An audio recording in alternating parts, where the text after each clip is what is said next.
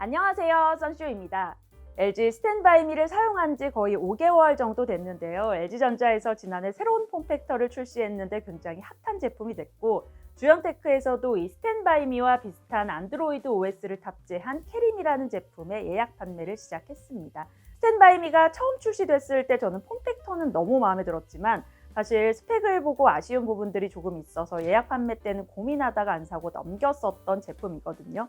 그러다 결국 런칭 첫날엔 클릭 실패를 하고 두 번째 날에 샀는데 제품 리뷰하면서 5개월 동안 써보니 어떤지도 얘기해 보려고 합니다. 제품 출하가는 109만 원이고 저는 여기에 카드 청구 할인까지 다 해서 98만 8천 원에 구매를 했어요. 스탠바이미는 로테이팅, 스위블, 틸팅, 높낮이 조절이 가능한 터치 조작이 되는 무선 스마트 TV입니다. 로테이팅은 시계, 반시계 방향 90도씩 토탈 180도, 스위블은 좌우 65도씩 토탈 130도, 틸팅은 위아래 25도까지 가능하고 높낮이는 가로화면 기준으로 가장 높을 때가 126.5cm, 가장 낮을 때가 106.5cm입니다. 태블릿 스탠드 거치대 많이 사용하실 텐데 이런 조합을 TV로 만든 거고 디자인을 보면 저도 구입하는데 디자인이 비중을 꽤 차지했을 정도로 굉장히 깔끔하고 예뻐요. 뒤쪽은 패브릭 소재로 되어 있고 오른쪽에는 전원 버튼이랑 볼륨 버튼, 왼쪽에는 핸드폰을 미러링할 수 있는 NFC 태그, 가운데에는 USB 포트랑 HDMI 포트가 있어요.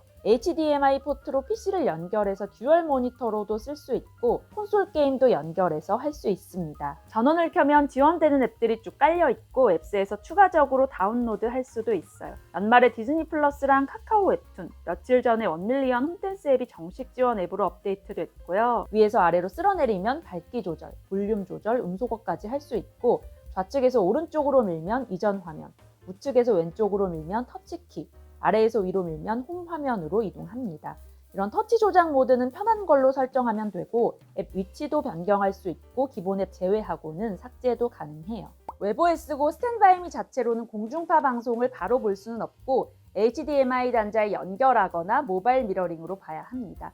그리고 모든 앱이 다 터치 조작이 되는 건 아니고 또 터치 동작 방법도 앱마다 좀 다른데 정식 지원 앱 중에서는 유튜브랑 아마존 프라임 비디오는 터치를 지원하지 않아요. 아마 디즈니 플러스도 터치가 안 되는 것 같고 터치 미지원은 앱사의 정책이라고는 하는데 유튜브는 아예 안 되는 건 아니고 일부만 돼요. 검색도 터치로 할 수 있고 볼 영상을 클릭하는 것도 돼요. 일시정지 재생도 되고 원하는 구간으로 이동도 가능하고 이 위에 있는 아이콘들도 다 터치되는데 스크롤이 안 돼요. 터치가 안 되는 앱들은 조금 불편한데 터치키로 이동하거나 리모컨을 사용하거나 핸드폰을 사용해서 조작하면 됩니다. 핸드폰은 싱큐 앱을 통해서 가상 리모컨으로 사용할 수 있고 마우스 조작도 가능합니다. 그런데 사용을 해보니 저는 터치가 되는 거리에서 볼 때도 리모컨을 더 많이 쓰긴 하더라고요. 그래서 터치가 안 되는 것보다 저는 리모컨이 오히려 더 불편했는데 매직 리모컨이었으면 더 좋았을 것 같고 스탠바이미를 이동할 때 리모컨을 따로 챙겨서 들고 이동을 해야 해서 이게 좀 아쉬웠어요. 세로 모드는 다 지원되지는 않는데 틱톡, 페이스북 워치, 폴스타트, 인터넷, 미디어 플레이어만 세로 모드 지원이 돼요. 세로 모드를 잘 본다면 지원되는 앱이 많이 없어서 아쉬울 것 같은데 인터넷이 세로 모드가 되니까 인터넷을 활용할 수는 있습니다. 만약에 유튜브 세로 모드를 자주 본다면 바탕화면에 인터넷 유튜브 바로 가기를 설정해 두고 볼 수는 있어요. 지금 저작권 때문에 제 쇼츠 영상을 틀어놓긴 했지만 저는 자주 보지는 않는데 아이돌 직캠 이런 거 보기에도 굉장히 좋더라고요. 인터넷은 반응 속도가 앱보다 더 느리긴 한데 그래도 인터넷으로 유튜브를 보면 이런 스크롤 터치도 다 되고 세로 영상으로 전환도 바로 할 수 있어요. 그리고 취침 예약도 간편하게 설정할 수 있고 이렇게 시간이랑 날씨 화면 아니면 내가 원하는 사진 화면을 설정해서 대기 모드로 둘 수도 있어요. 블루투스 스피커로도 사용할 수 있고 LG 가전을 사용하시는 분들은 싱큐 홈 화면도 한 번에 볼 수 있습니다. 가전은 LG 모바일 미러링도 가능하고 NFC 태그로 연동하는 쉐어링 탭도 되는데 갤럭시는 그냥 스마트 뷰로 연동하는 게 더 간단하고 편해요. 쉐어링 탭 연동은 누르는 것도 더 많고 제가 못 찾는 건지는 모르겠지만 아무리 찾아봐도 비율 조정하는 게 없어서 세로 모드든 가로 모드든 꽉 찬 화면으로 안 나오더라고요. 핸드폰이 Z 플립이라 비율이 조금 다르긴 한데 노트 10으로 해봐도 꽉 찬 화면으로 안 나와서 이게 수정이 되어야 쉐어링 탭 기능을 제대로 사용할 수 있을 것 같아요. 스마트 뷰가 오히려 연결이 더 간단하고 세로 모드든 가로 모드든 화면 비율 설정이 되기 때문에 꽉 찬 화면으로 볼 수 있어요. 안드로이드는 미러링을 하면 스탠바이 미로 터치 조작이 가능해요. 아이폰은 12월 중순쯤부터 미러링이 적용됐는데 쉐어링 탭은 안 되고 에어플레이로 연동할 수 있어요. 스탠바이 미 자체에서 터치 조작은 할 수 없고 화면 공유만 가능합니다. 기본적으로는 꽉 찬 화면으로 안 나오지만 유튜브 영상은 꽉 찬 화면으로 잘 나오고 티빙 앱은 영상이 아예 연결 안 됐어요. 그리고 미러링에서 라방할 때라든지 뭐 이럴 때 폰을 거치할 수도 있어요. 거치대는 집게식으로 핸드폰을 꽂아 넣어야 해서 물론 안에 고무 처리가 되어 있지만 살짝 불안하기도 한데 어쨌든 위쪽에 2군데, 양옆에 2군데, 총 4군데에 부착할 수 있어요. 스피커 출력은 시바트 2채널이고 블루투스 스피커 연결도 가능합니다. 다른 스피커랑 연결해도 되고 핸드폰을 연결해서 스탠바이미를 스피커로도 사용 가능한데 이 스피커 기능도 꽤 괜찮아요. 스피커가 모니터 뒤쪽 양 끝에 있는 것 같은데 그래서 사운드가 뒤쪽으로 들려서 살짝 아쉬울 순 있으나 그렇게 나쁘진 않고요. 보통 저는 볼륨 10으로 놓고 보는데 지금은 20으로 설정했고 음악을 한번 들어볼게요. I've seen a lot of change, been through a lot of pain. Some things are not the same as they were a year ago.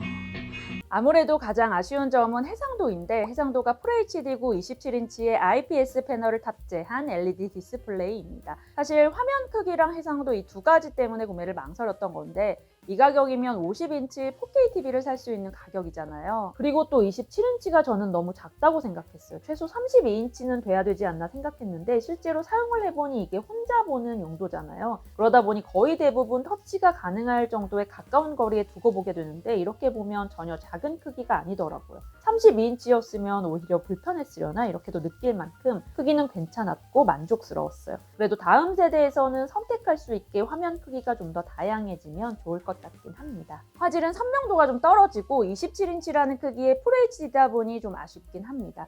저도 FHD라 구매를 망설였고 화질이 좋은 건 아니지만 5개월 동안 주로 티빙을 봤는데 저는 그냥 그럭저럭 괜찮았어요. 화질이 중요한 분들 말고는 다른 장점들이 많아서 화질 때문에 구매를 망설이지는 않아도 될 것 같긴 한데 그래도 UHD였다면 더 좋았을 것 같긴 합니다. 같은 영상으로 65인치 UHD TV랑 비교해 볼게요.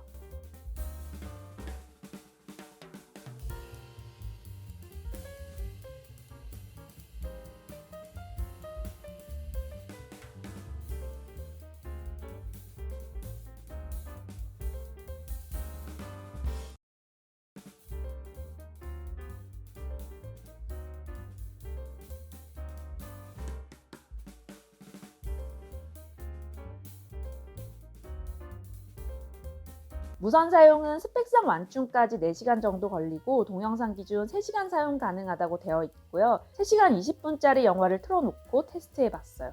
밝기는 100, 볼륨은 10으로 설정했고 이게 제가 평소에 보는 세팅이에요. 영화가 끝났는데 배터리가 8% 남아서 앞으로 되돌렸고요. 화면 모드는 기본 화면이고 영화는 티빙에서 FHD 화질로 봤는데 영상만 계속 보는 건 3시간 30분 사용 가능했어요. 사실 초반에 유튜브 영상으로 테스트를 했었는데 음소거 상태로 영상을 틀어놔서 이번에 영화로 다시 테스트한 건데요. 볼륨은 큰 상관이 없는지 음소거 상태에서도 3시간 26분 사용 가능했어요. 그리고 이것도 초반에 테스트한 건데 인터넷도 하고 영상 보는 중간에 그냥 켜놓고 뭐 먹기도 하고 미러링해서 티빙 보기도 하고 이랬을 때도 3시간 33분 사용 가능했습니다. 5개월 동안 쭉 사용을 해보니 전원 배터리를 끈 상태에서도 배터리가 닳기도 하고 무선 사용 시간이 그렇게 짧은 건 아니지만 또 엄청 긴 시간도 아니라 콘센트가 가까이 있는 환경에서 볼 때는 그냥 꽂아놓고 보게 되더라고요. 그러다 보니 어댑터가 너무 크고 투박한 게 아쉬웠어요. 또 스탠바이미의 가장 큰 장점이 바로 이동식이라는 건데 바퀴는 부드러워서 움직이기 편하지만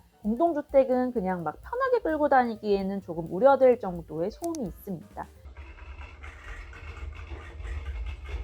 그래서 이걸 살 때는 식탁에서 혼자 밥 먹으면서도 보고 안마의자 하면서도 보고 자전거 타면서도 보고 대박이다 막 이런 생각들을 하면서 샀는데 실제로는 5개월 동안 거의 침대에서만 봤어요. 물론 이 무빙일 소음을 최대한 줄이면서 굉장히 조심스럽게 이동은 할 수 있지만 저는 그냥 거의 침대에서만 받고 무게는 굉장히 무거워요. 스펙상 무게가 17.5kg이기 때문에 들고 옮기기도 힘들고 아마 집에 문턱이 있다 그러면 옮기는데 힘이 많이 들어갈 거예요. 사기 전에는 무선이니까 야외에서 봐도 너무 좋겠다 했는데 이동하려면 이동할 수는 있겠으나 이건 그냥 집에서만 사용하는 용도로 쓰는 게 맞는 것 같아요. 그래서 산 게 더 프리스타일.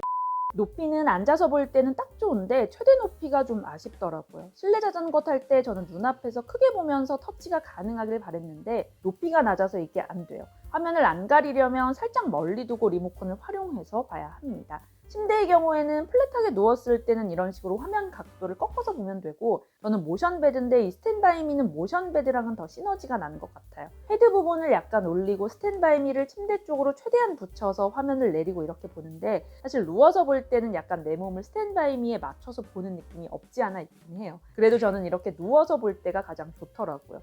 분명 스탠바이미에 내 몸을 맞춰서 눕는 것 같은데 아이러니하게도 이 누워서 보는 것 때문에 너무 만족하고 심지어 거치대랑 태블릿 조합처럼 얼굴 바로 앞에 두고 못 보는데도 이 조합은 아예 방출이 됐습니다. 여기까지 리뷰를 해봤는데요. 5개월 사용 만족도는 제가 아쉬운 점들을 꽤 얘기했음에도 불구하고 저는 굉장히 만족해요. 실제로 사용하면서 만족도가 높으니까 사실 그런 아쉬운 점들은 크게 문제가 되지 않더라고요. 그만큼 너무 잘 쓰고 있고 가격대가 좀 있긴 하지만 아깝지 않을 만큼 만족하는 제품이에요. 심지어 저는 거의 이동도 하지 않고 주로 침대에서만 보는데도 만족합니다. 반응 속도가 빠르지는 않지만 그래도 인터넷 하기에도 나쁘지 않은데 아무래도 영상 볼 때가 가장 좋은 것 같고 특히 집에서 쉴 때 나는 침대와 한 몸이다 하시는 분들은 굉장히 만족할 만한 제품일 것 같아요. 또 이게 메인 TV 크기는 아니지만 그래도 혼자 사시는 분들이나 아니면 저처럼 안방에 TV 놓기가 애매하다. 이런 경우에는 TV 대용으로도 괜찮은 제품이 될 것 같습니다. 다만 화질이 좀 아쉽다 보니 화질이 중요한 분들은 이것 때문에 불만족할 수도 있으니 전시 매장에 가셔서 영상도 틀어서 확인해보고 결정하시는 걸 추천드리고요. 또 집에 있을 때 태블릿을 이리저리 들고 다니면서 영상 시청뿐만 아니라 이것저것 잘 쓰시는 분들은 아무래도 스탠바이미는 외부에 쓰기 때문에 제한적인 앱들이 많아서 오히려 태블릿이 더 편할 수 있어요.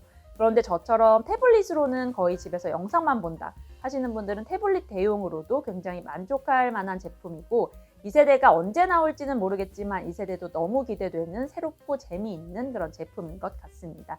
이번 영상은 여기까지 할게요. 영상이 괜찮았다면 좋아요와 구독 한 번씩 눌러주시고요. 그럼 다음 영상에서 만나요. 안녕!